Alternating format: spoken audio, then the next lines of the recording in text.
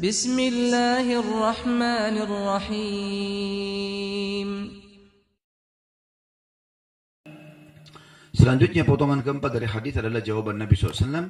Tunaikanlah hak yang menjadi kewajiban kalian. Di situ ada footnote ditulis nomor 79, yakni kalian melaksanakan kewajiban kalian seperti taat kepada mereka. Maksudnya para pemimpin. Sekarang pemimpinnya zalim. Apa tugas kita? Ya kita jalankan apa yang Allah perintahkan. Kita kan disuruh patuh. Ya patuh saja selama bukan maksiat. Dan tidak melawan mereka. Nggak usah kita ribut. Ya. Kita coba berusaha menasihatin, meluruskan. Gitu. Saya katakan, kata penulis, hal ini dibatasi selama mereka tidak menampakkan kekufuran yang nyata. Sebagaimana yang ada dalam hadis Ubadah yang sahih. Ya. Maksudnya adalah, kalau pemimpin itu betul-betul sampai pada kekufuran, seperti misalnya menutup masjid. Nggak boleh ada sekolah Islam, nggak boleh ada masjid. Melarang umat Islam ibadah itu lain. Dia sudah menahan orang untuk ibadah kepada Allah SWT, itu hukumnya berbeda. Tapi kalau kita masih boleh sholat, kita masih bisa puasa, kita masih bisa sedekah, kita masih bisa majelis ilmu, udahlah, doakan supaya dapat hidayah. Ya. Dan jangan perbanyak musuh ya. Ini yang saya pernah jelaskan. Banyak orang subhanallah di Indonesia ini kayak jadi seperti kacang goreng saja ya. Membicarakan orang, pemimpin-pemimpin. Dicaci maki fisiknya, caci maki mukanya, caci maki apanya. Terus kalau kita tidak bisa ketemu dan tidak bisa minta maaf di dunia. Yakin nggak kalau kita ini akan ketemu di akhirat? Itu keyakinan seorang muslim loh.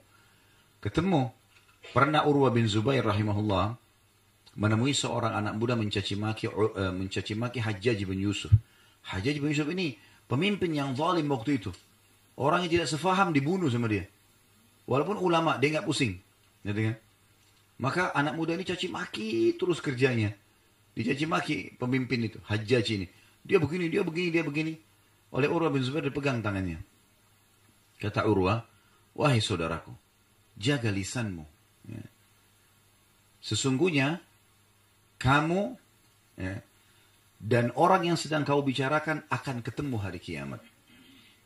Kamu dan orang yang kau bicarakan akan dipertemukan pada hari kiamat.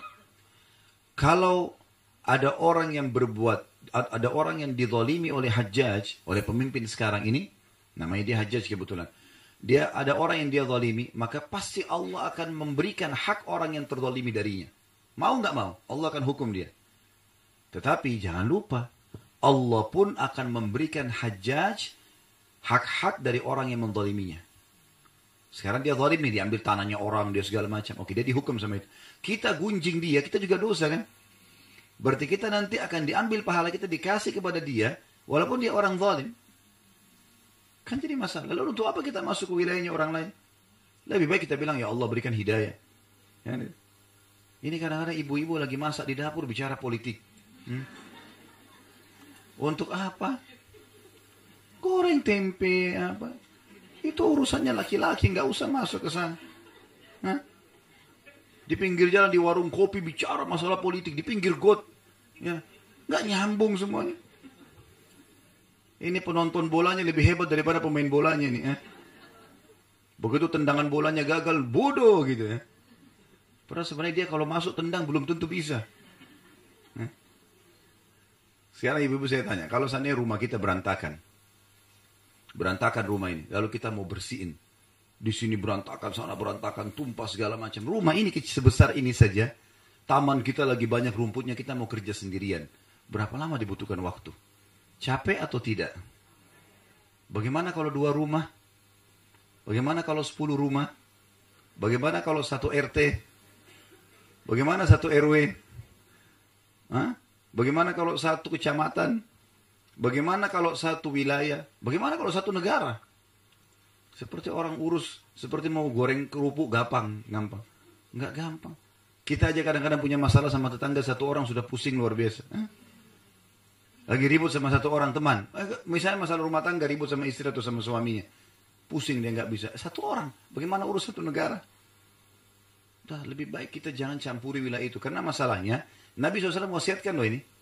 Kalau terjadi itu ada pemimpin zalim, yang kalian lakukan apa? Lakukan yang telah menjadi kewajiban kalian. Disuruh patuh pada hal yang tidak melanggar agama. Kalau kita pakai KTP, paspor, segala macam, rambu-rambu lalu lintas, patuhi aja. Kan tidak ada pelanggaran agama, ya sudah. Kita patuhi saja yang itu. Kalau yang melanggar agama, jangan dipatuhi. Kalau memang konsep agama gitu. Kata Nabi SAW, La ta'ata li makhlukin fi maksiati khalik. Tidak boleh ada ketaatan kepada makhluk, padahal yang berbau maksiat kepada Sang Pencipta. Jadi di sini kita harusnya lakukan ini. Berikan hak mereka dari kalian. Dan yang kita belum dapat. Saya sebagai warga negara belum dapat bagian saya ini dan itu. Saya dizalimi, dikenain pajak, dikenain ini, dikenain itu. Apa kata Nabi SAW? Ini wasiat Nabi loh ya. Bukan perkataan saya. Apa kata Nabi? Dan mintalah kepada Allah apa yang menjadi hak kalian. Percuma minta sama mereka nggak dikasih kan? Udah minta sama Allah langsung. Sang Pencipta. Ya Allah, saya mau ngurus surat rumah saya ditipu nih. Ada orang buat sertifikat palsu. Kita sudah coba urus di pengadilan, malah kita kalah. Ya Allah, saya kembalikan urusan ini kepadamu ya Allah. Bukan cuma bumi, alam semesta ini miliknya Sang Pencipta Allah, langit dan bumi. Keluhkan langsung kepada Sang Raja. Sampai pepatah bahasa Arab berbunyi, kalau engkau keluhkan kepada Raja dunia, maka engkau akan rugi. Karena paling tidak dia melihat dirimu apakah kamu punya kedudukan atau tidak sehingga bisa menambah kedudukan dia.